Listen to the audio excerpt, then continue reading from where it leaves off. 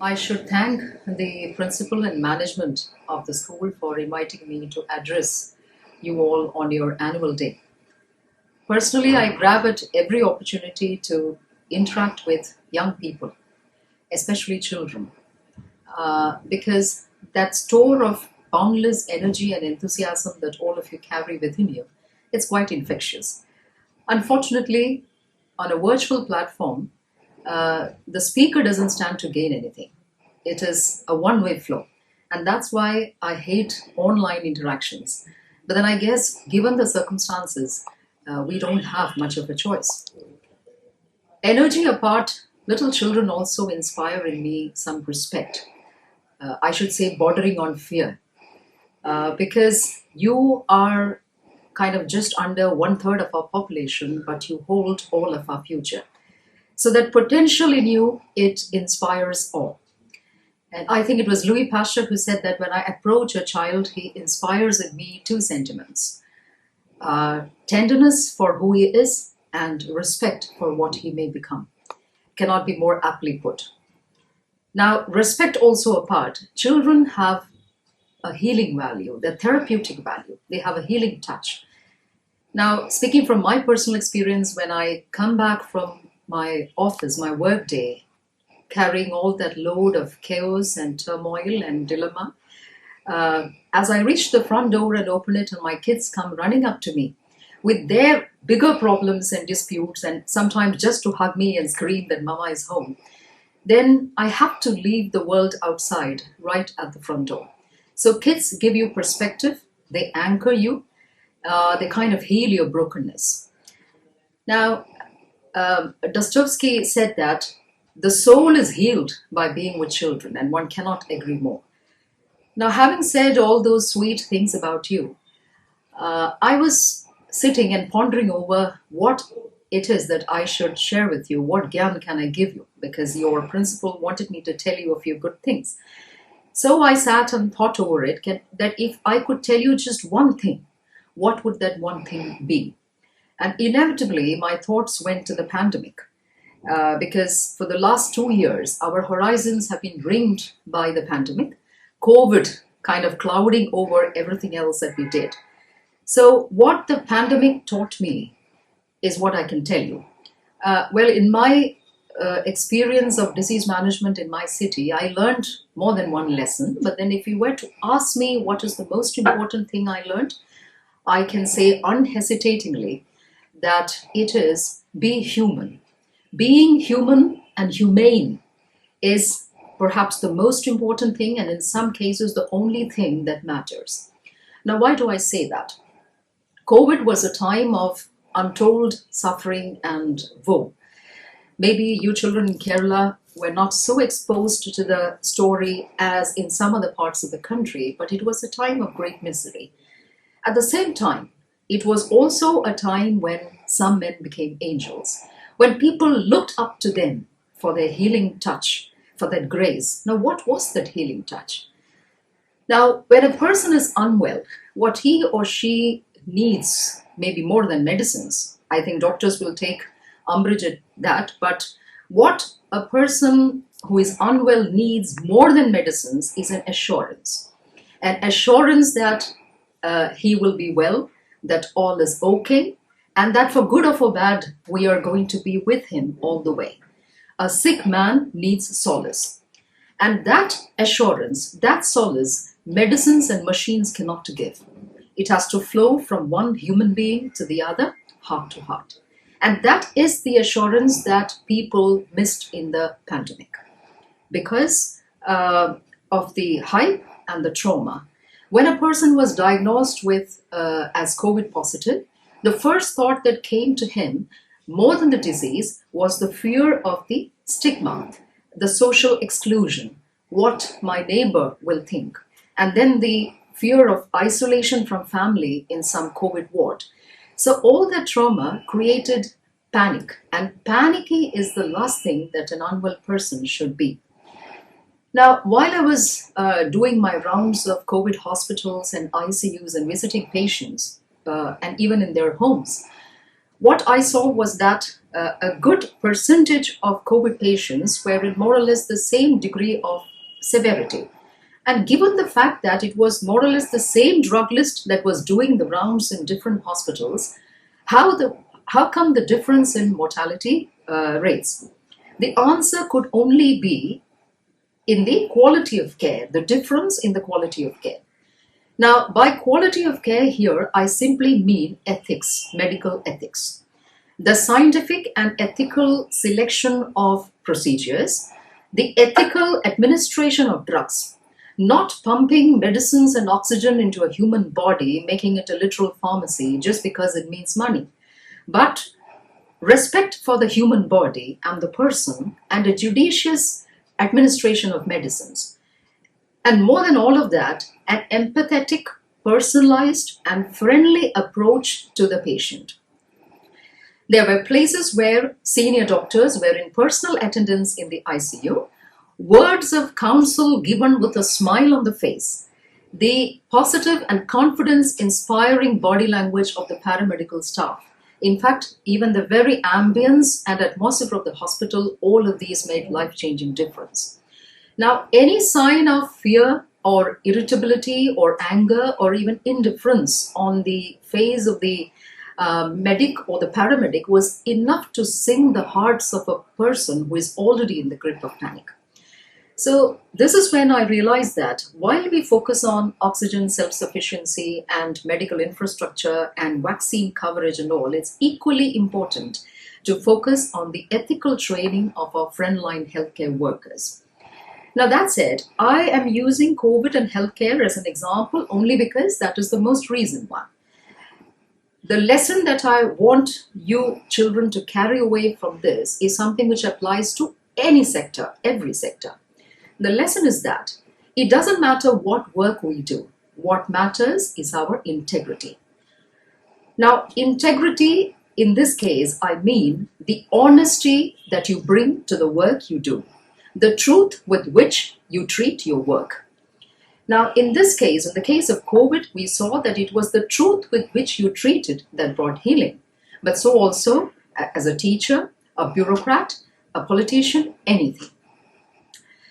It is the truth in you that can touch and transform people. An act of absolute integrity has the power, has transformational value. Now, competence is important in a doctor, in a teacher, in any profession. But competence coupled with integrity is what makes a credible leader. Now, leadership is something which excites all of us. We all want to be leaders. And the interesting fact is that we all are leaders. Our spheres may be different, but we all of us have our own field of influence.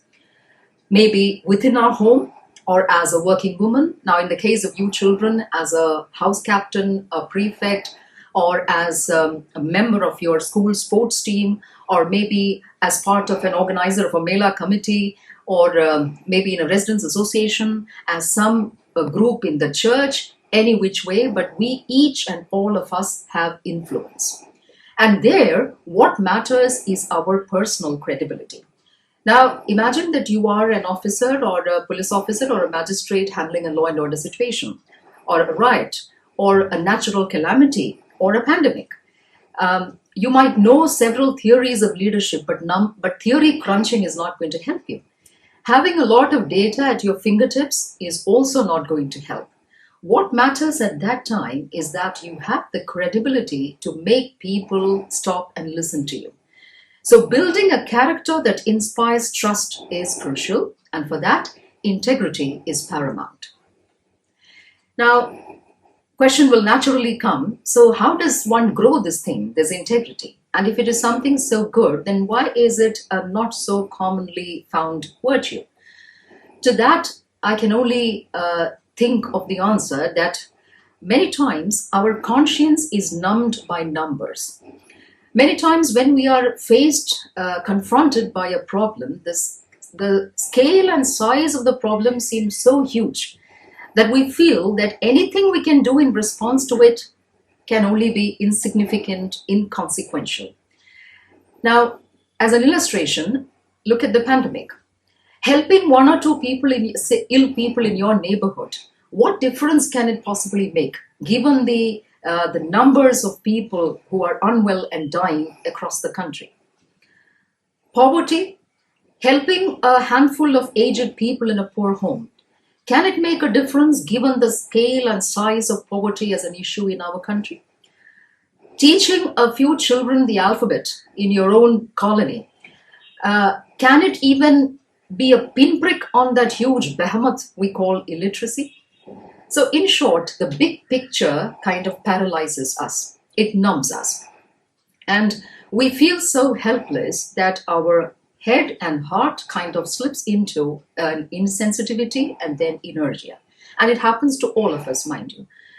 In service, for instance, when we join service, most of us have that very emotional, idealistic, missionary, do-gooding spirit in us. We all want to be of use to others. But as we advance in the service and one day merges into the next and 1 year follows the other, we see that the problems don't seem to go away. And the numbers, if anything, seem to swell. And that is when some of us just give up. But then what I have realized is that as we mature and mellow more, we realize that numbers are not all. They don't tell you the whole story. If anything, they mislead you. The big picture is sometimes as small, as simple, as close as that one person standing before you asking for your help. Why? Because God doesn't hold you accountable for poverty across the world.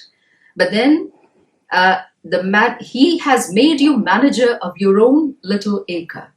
That 1 or 3 persons that He has put within your capability to assist, if you do that, that is enough. No issue is too small, and even 1 is a good number. It is a big number because every life is equally precious. When you genuinely love, when you genuinely care, that concern in you, it radiates outward. It transmits outward like heat, like energy, like light, and it touches and transforms situations and people near you.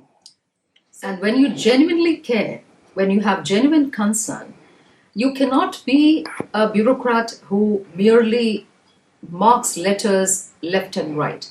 Then you end up being someone who takes that extra effort to connect the dots. Being a civil servant gives you a kick because of the servant part of that name. Because you know that you can speak to the need in an individual. Then when you are up against a problem, maybe you can be a part of the solution. That you have a capability, however limited, to be the gap filler in someone's life. And then walking the last mile with somebody becomes not an act of generosity, but your calling, your bureaucratic duty. And that's how you become a bureaucrat with a missionary attitude. And similarly, a teacher with a missionary attitude, a municipal corporator, an Anganwadi worker, a politician, a technocrat, anything but with a missionary attitude. Now, connected to integrity is the second thing that I want to briefly discuss with you, a related concept of authenticity. Now, why I want to mention that is because true leadership draws its legitimacy from the twin bases of integrity and authenticity. And like I said, we all want to be and we all are leaders. Now, being authentic, what is the meaning of that? We all know. Saying what you mean and doing what you say. But authentic also means being true to who you really are. Now, being true to what? Being true to that spark in you which makes you unique and different from others around. Now, why I have to say this? Because education, while it civilizes us, it sometimes also covers up. It covers up that spark. Now, education is important because it helps us to evolve, to grow, and become a finer version of ourselves. But then, perforce, education has to standardize because it works on the principle of average. Education also has to socialize because it teaches us acceptable social standards. It is normative. So, but sometimes what happens is with all that theorems and rules and equations and norms and parameters, somewhere we lose sight of who we really are. Because God does not work on the principle of average. He made each of us different with hard work, with our own unique set of strengths, weaknesses, and capabilities. There is a certain person that only you can be. There is a certain impact that only you can have on others. There is a certain understanding, a comprehension, a sensitivity, a touch that is just yours and yours alone. And that, if you ask me, is the stardust of God that is sprinkled on your life.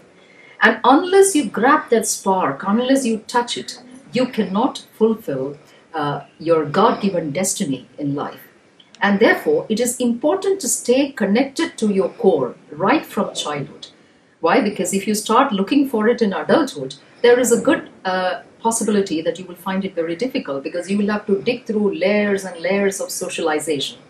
It might almost be like looking for that one solitary pearl in a dimly lit room full of cobwebs. So stay while you use education for your betterment. It is also important to keep that spark in your palm because that is what will help you to make your own meaningful contribution to the world around. I mean, you might like to hear that interesting quote by Alexandre Dumas, who said, "How come little children are so intelligent and men are so stupid? It must be education that does it." That's on a lighter note, but I think the point is well taken. The third and the last thing that I want to tell you, children, is that you need to think beyond borders, think beyond boundaries. Now, we all are part of some institution or the other.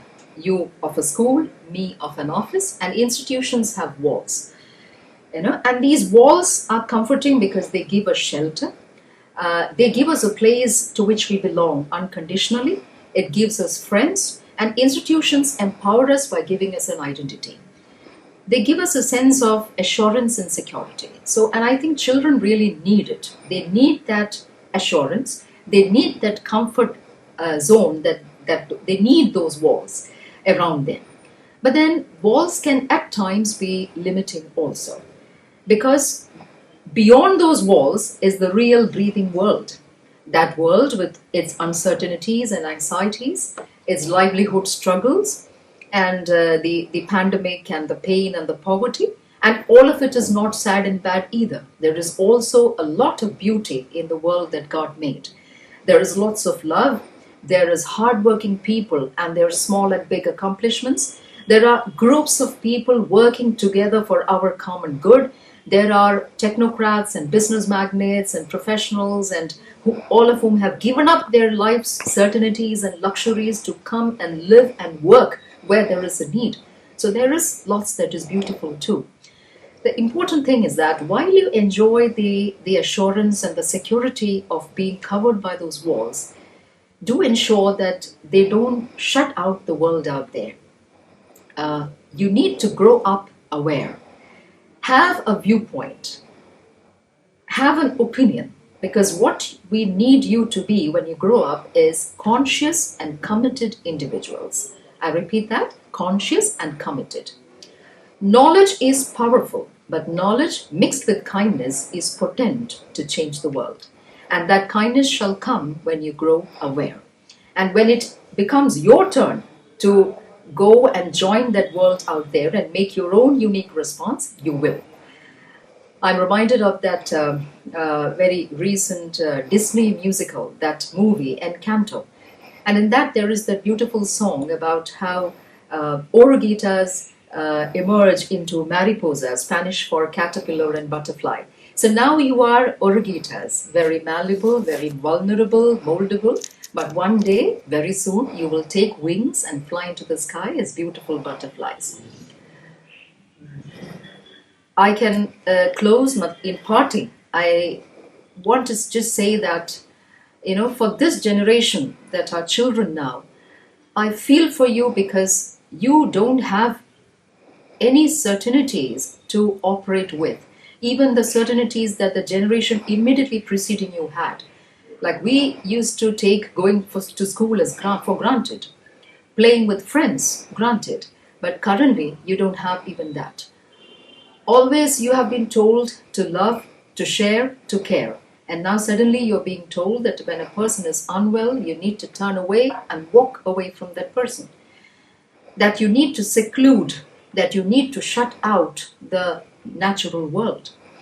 But children, I hope you have understood from whatever I've said till now that the true lesson of the pandemic is not to turn away from the human touch. It is to embrace your humanity all the more. It is to be human all the more. I know there must be lots of turmoil in you. There must be some confusions within you. But then don't lose heart. Keep trust in yourself and trust in that master architect, God, and his design for your life. Know that he is faithful enough to take you to the fulfillment of that design. Your end of the deal is just to put your best foot forward and walk the path. Of course, there will be many valleys, there will be thorns. But if you stretch yourself with hard work and forbearance, you will definitely grow to fill the horizons that God has in store for you. God bless.